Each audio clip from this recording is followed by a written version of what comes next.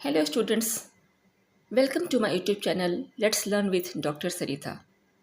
Students, हम लोगों ने पिछले क्लास में वाटर सॉल्युबल विटामिन के बारे में समझा था कि वाटर सॉल्युबल विटामिन कितने प्रकार के होते हैं और हमने ये भी जाना था कि विटामिन जो बी कॉम्प्लेक्स है यानी बी समूह है उसमें 8 प्रकार के जो विटामिन हैं वो हमारे लिए काफ़ी नेसेसरी इंपॉर्टेंट है, हमारे लिए इंपॉर्टेंट रोल निभाते हैं हमारे बॉडी में, है ना। वो विटामिन क्या थे? विटामिन बी 1 यानी कि थायमीन, रिबोफ्लेविन, फॉलिक अम्ल, बायोटीन, नियासिन, निकोटिनिक अम्ल, पायडेक्सिन, पेंटोथेनिक अम्ल।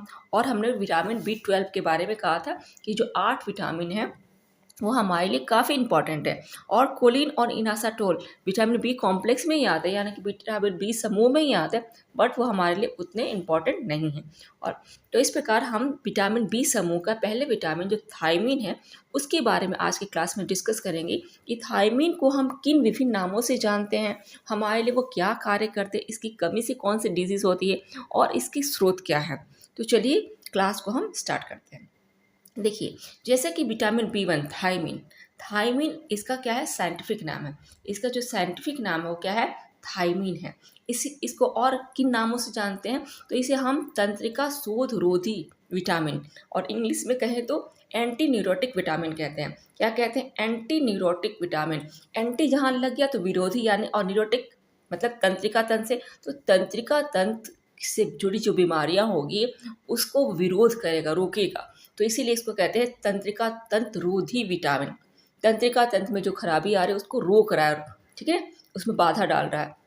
तो इसका पहला नाम है एंटी न्यूरोटिक विटामिन। थायमीन तो इसका है ही नाम। बी 1 भी इसको जानते हैं, ठीक है। बी 1 थायमीन, तंत्रिका रोधी विटामिन। फिर भूख बढ़ाने वाला विटामिन कहते हैं इसको, हंगर विटामिन। क्या कहते हैं? हंगर विटामिन कहते हैं, क्योंकि विटामिन बी जो बी 1 है या पूरा विटामिन बी 1 ही समझ लीजिए, विटामिन बी 12 को छोड़ के, कि इसमें जो अनाज हैं अनाजों में भरपूर मात्रा में पाया जाता है, ईस्ट में, है ना। ईस्ट और अनाजों में भरपूर, अनाजों की जो ऊपरी परत है उसमें भरपूर मात्रा में पाया जाता है। तो क्या करता है, ये जो कार्बोहाइड्रेट वाली चीज़ है तो हमें क्या भूख बढ़ाती है, इसलिए इसको हंगर विटामिन कहते हैं और भूख बढ़ाने वाला विटामिन। फिर क्या कह रहे हैं हम? एंटी बेरी बेरी विटामिन, यानी कि बेरी बेरी जो डिजीज़ है उसको रोक रहा है ना, उसको, उससे हमें प्रिवेंट कर रहा है। तो एंटी बेरी बेरी विटामिन इसका नाम है। न्यूरोट, फिर न्यूरीन विटामिन, इसको न्यूरीन विटामिन भी कहते हैं। तो इस प्रकार हम देखते हैं विटामिन बी 1 को हम विभिन्न नामों से जान रहे हैं। Thiamine, anti neurotic vitamin, hunger vitamin, anti beriberi vitamin और न्यूरोन विटामिन। विभिन्न नामों से हम विटामिन बी 1 को जान रहे हैं। अब हम देख लेते हैं इसका खोज किस प्रकार से हुई, है ना। इसकी खोज किस प्रकार से हुई? तो 1911 में केसमीर और फंक ने बिना पालिश किए हुए चावल के ऊपरी भाग में एक तत्व का पता लगाया और उन्होंने देखा कि इससे ना बेरी बेरी डिजीज जो हो रही है उसको रोका जा सकता है। तब उन्होंने इसका नाम क्या दिया? उन्होंने इसका नाम एंटी बेरी बेरी रखा, यानी एंटी बेरी बेरी फैक्टर भी कहते हैं इसको, ठीक है। कभी कहीं एंटी बेरी बेरी फैक्टर कौन सा विटामिन है? तो विटामिन बी 1 यानी कि थायमीन। तो ये कहाँ से मिल रहा है? बिना पालिश किए हुए चावल से खोजा गया। चावल का जो ऊपरी परत होता है, जो जिसको हम ब्रान कहते हैं, भूसा कहते हैं, उसमें तो अगर पॉलिश, जब चावल को पॉलिश कर दिया जाता है तो वो जो उसका ऊपरी परत होता है वो नष्ट हो जाता है। तो हमें हमारा थायमीन क्या हो जाता है? नष्ट हो जाता है। या फिर हम बहुत देर से, क्योंकि ये वाटर सॉल्युबल विटामिन है थायमीन, तो क्या होता है कि हम पानी में रगड़ रगड़ के धोते हैं और पानी को फेंक देते हैं तो भी थायमीन नष्ट हो जाता है ना। तो 1911 में केसमीर और फंक ने इसकी खोज करी थी, ठीक है। और यही विटामिन है जो कि सबसे पहले, जितने भी विटामिन हैं सबसे पहले विटामिन बी 1 की ही खोज की गई थी। किसकी खोज की थी? तो विटामिन बी 1 की ही खोज की गई थी। ओके, अब हम इसका रासायनिक संगठन देख लेते हैं, इसकी प्रॉपर्टीज़ देख लेते हैं, वो किस प्रकार का इसमें प्रॉपर्टीज़ पाई जाती है, इसके क्या क्या गुण हैं। तो जो शुद्ध विटामिन बी 1 है इसका अपना कोई रंग नहीं होता है, ना कोई गंध होता है। कैसा रंग गंध होता है? तो यीस्ट जो खमीर है, खमीर के जैसा ही इसका स्वाद भी होता है और इसका कलर भी होता है, इसका रंग भी होता है खमीर के समान, है ना। और ये क्या है? पानी में घुलनशील है, वाटर सॉल्युबल विटामिन है, तो ऑब्वियसली है कि फैट सॉल्युबल नहीं होगा, तो इसलिए फैट सॉल्युबल नहीं है। तो एसीटोन, क्लोरोफॉर्म, बेंजीन में क्या है? अघुलनशील है, इजंट इट। उसके बाद ये क्या है? ये क्षारीय घोल में विटामिन शीघ्रता से नष्ट हो जाता है और क्या फिर नष्ट होकर क्या हो जाता है? अपना जो मूल घटक है पाइरिडीमिन और थाइजोल में विभक्त हो जाता है। जब ये क्या होता है, क्षारीय घोल में नष्ट हो जाता है और किस में फिर विभक्त हो जाता है, पाइरिडीमिन और थाइजोल में ये बट जाता है। ठीक है, उसके बाद हम इसकी एक और क्या प्रॉपर्टीज़ है, तो ये होता है 120 डिग्री सेल्सियस ताप पर अगर हम गर्म करेंगे 30 मिनट तक, तब भी ये नष्ट हो जा रहा है। क्यों, है ना, ज़्यादा ताप ये बर्दाश्त नहीं कर सकता है। 120 तक तो ठीक है, उससे और अगर 120 तक हम 30 मिनट तक लगातार आधा घंटा तक गर्म करेंगे तो ये नष्ट हो जाता है। प्लस जो तांबे के धातु में पकाएंगे या रखेंगे तो भी नष्ट हो जाएगा। अधिक दबाव पड़ेगा तो, यानी कि प्रेशर कुकर में अगर हम इसको बनाते हैं, बहुत देर तक कुक करते हैं, तो भी ये नष्ट हो जाता है। प्लस पकाने की सही विधि का चुनाव नहीं करेंगे तो भी नष्ट हो जाएगा। जैसे कि पानी का हम पका रहे हैं बहुत ज़्यादा पानी में, उस पानी को फिर हमने फेंक दिया, है ना, दाल, तो क्या हो गया, वो फिर वहाँ नष्ट हो जाएगा, उसमें पानी में घुल कर वेस्ट हो जाएगा। हम धो रहे हैं और धो के उस पानी को फेंक दिया तो नष्ट हो जाएगा, है ना, क्योंकि पानी में घुलनशील है, इसकी वजह से ये क्या हो जाता है, नष्ट हो जाता है। प्लस मीठा सोडा, सोडियम बाइकार्बोनेट के यूज़ से भी ये नष्ट हो जाता है। केक, पेस्ट्री, इसमें हम क्या डालते हैं, इसको बेक करने के लिए बेकिंग सोडा वगैरह डालते हैं ना हम, जो मठरी खाते हैं और फिर जो भटूरा खाते हैं इसमें सब डालते हैं, तो क्या होता है, मीठा जिन्स भी खाने में मीठे सोडा यानी कि सोडियम बाइकार्बोनेट का यूज़ होगा तो वहाँ भी क्या हो जाता है, थायमीन नष्ट हो जाता है। तो इस प्रकार हम देख रहे हैं कि थायमीन क्या है, बहुत ही सेंसिटिव विटामिन है, इसको बहुत ही ध्यानपूर्वक कुक करना होता है। इसकी हीट को ध्यान करते हुए, इसका वाटर सॉल्युबल जो फैक्टर है उसको ध्यान करते हुए हमें बनाना होता है, कुक करना होता है। तो ये तो इसकी प्रॉपर्टीज़ हो गई। अब ये क्या कार्य करता है, तो जो विटामिन B1 है, थायमीन है, ये क्या है, ये थायमीन पायरोफॉस्फेट के रूप में कार्बोहाइड्रेट के पाचन में मदद करता है ना, फास्फेट के रूप में क्या करता है, पायरोफॉस्फेट के रूप में कार्बोहाइड्रेट के पाचन में मदद करता है, सहायता करता है। कार्बोहाइड्रेट और थायमीन का घनिष्ठ संबंध है। अगर इसकी कमी होती है भोजन में, किसकी, थायमीन की कमी होगी, तो विटामिन B1 का भी अवशोषण नहीं होगा, अपघटन नहीं होगा, अपघटन नहीं होगा तो हमें एनर्जी नहीं मिलेगी, है ना। और क्या होता है, ये क्या करता है, फिर रक्त में पायरुविक एसिड की मात्रा को भी क्या नियंत्रित करता है। क्या थायमीन कर रहा है, रक्त में पायरुविक एसिड की मात्रा को नियंत्रित करता है। पायरुविक एसिड क्या होती है, तो समझ लीजिए पायरुविक एसिड एक तरह से एनर्जी सप्लाई का काम करता है कोशिकाओं में, है ना। क्या करता है काम, पायरुविक एसिड एनर्जी सप्लाई का काम करता है, कहाँ, कोशिकाओं में। जब कार्बोज पर जब मेटाबॉलिक प्रोसेस होता है तब वो टूटता है और टूट कर क्या बनता है, ग्लूकोज। जब हमने कार्बोहाइड्रेट का जो चैप्टर पढ़ा था उसमें हमने बताया था ना कि कार्बोहाइड्रेट का जो अंतिम सूक्ष्म रूप होती है वो ग्लूकोज होता है। तो कार्बोहाइड्रेट पर जब मेटाबॉलिक प्रोसेस होता है तो ग्लूकोज में टूटता है, और ग्लूकोज में जो बदलने का जो फॉर्म होता है ना, और जिस फॉर्म में हमें एनर्जी देता है, तो जिस फॉर्म में एनर्जी देता है वही होता है पायरुविक एसिड। पायरुविक एसिड के रूप में हमें वो ग्लूकोज एनर्जी देता है। उसके बाद क्या है इसका फंक्शन, यह क्रिएटिन के जमाव को रोकता है। हमारे शरीर में क्रिएटिन के जमाव को रोकता है। अगर क्रिएटिन ज़्यादा हो जाती है तो क्रियोटिमलेशिया डिजीज़ हो जाती है ना, क्रियोटिमलेशिया नामक डिजीज़ हो जाती है। ओके, फिर क्या कर रहा है, अमीनो अम्ल के चयापचय में थायमीन कोएंजाइम की तरह कार्य करता है। जितने भी विटामिन होते हैं वो सभी कोएंजाइम के रूप में कार्य करते हैं, लेकिन थायमीन क्या कर रहा है, थायमीन अमीनो अम्ल की यानी कि प्रोटीन, अमीनो अम्ल किसमें पाए जाते हैं, प्रोटीन में। प्रोटीन वाले चैप्टर में हमने पढ़ा था ना, आवश्यक अमीनो अम्ल क्या होते हैं, अनावश्यक अमीनो अम्ल क्या होते हैं, तो और अर्ध आवश्यक अमीनो अम्ल क्या होते हैं। तो थायमीन क्या करता है, अमीनो अम्ल के पाचन में कोएंजाइम के रूप में कार्य करता है।